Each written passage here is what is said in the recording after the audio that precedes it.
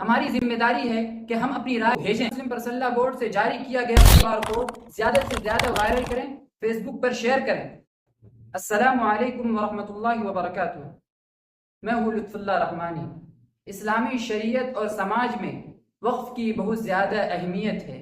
اسلام نے مسلمانوں، یتیموں، غریبوں، مسکینوں پر اور کار خیر میں مال اور جائیداد کو خرچ کرنے کی بہت زیادہ تاکید کی ہے اور اسے اچھا بتایا۔ کسی بھی اصل چیز کو روکے رکھنے اور منمانی استعمال نہ کرنے کو وقف کہا جاتا ہے، تاکہ اس چیز کے نفع کو وقف کرنے والے کے ارادے کے مطابق خیر و بھلائی کے کام میں استعمال کیا جا سکے۔ اسلامی ہسٹری میں سب سے پہلا وقف خود حضور اکرم صلی اللہ علیہ وسلم نے دیا تھا۔ آپ صلی اللہ علیہ وسلم 7 باغ وقف کیے تھے۔ اسلامی تاریخ میں دوسرا وقف حضرت عمر فاروق رضی اللہ تعالی عنہ نے کیا تھا۔ اسی طرح یہ سلسلہ تابعین کے بعد مسلمانوں میں آج تک جاری ہے۔ جس چیز کو وقف کیا جاتا ہے وقف کرنے والے کی طرف سے نکل جاتا ہے، نہ اسے خریدا جا سکتا ہے، نہ اسے بیچا جا سکتا ہے، نہ اسے گفٹ کیا جا سکتا ہے۔ 57 میں انگریزوں نے مسلمانوں کی جائیداد کو اپنے قبضے میں لے لیا تھا۔ مسلمانوں کی طرف سے احتجاج کے بعد دفعہ 20 کے تحت مسلمانوں کو پھر واپس کیا گیا۔ آزادی کے بعد 1954 میں مسلم وقف ایکٹ منظور کیا گیا۔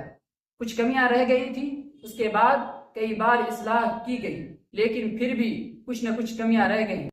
پھر مزید ترمیمات 2010 اور 2013 میں بھی کی گئی۔ موجودہ حکومت اوقاف کے جائیداد کو ہڑپنا چاہتی ہے۔ وقف ترمیمی بل 2024 آئین ہند دفعہ 29، 25 اور 30 کی کھلی طور پر مخالفت کرتا ہے۔ اس بل میں یہ بات رکھی گئی کہ وقف ایکٹ 1995 کا نام بدل کر وقف انتظامی رکھ دیا جائے۔ دفعہ 3 کے تحت ضلع کلکٹر کو اختیار دیے جانے کی تجویز ہے۔ دفعہ 9 کے تحت 14 مسلم ممبران کا ہونا شرط ہے۔ مسلم کی شرط ہٹا دی گئی، 14 ممبران کے بجائے 23 کر دی گئی۔ مسلمان کے ساتھ غیر مسلم کا بطور ممبر شامل ہونا کمپلسری کر دیا گیا۔ اسی طرح کئی سنشودھن اور ترمیم کی بات کی گئی، جس کا نتیجہ مسلمانوں کی مسجدیں، مدرسے، خانقاہیں، درگاہیں اور قبرستانیں اور اس کے فائدے کے لیے دی گئی تمام جائیدادوں کو ہڑپنا اور چھین لینا ہے۔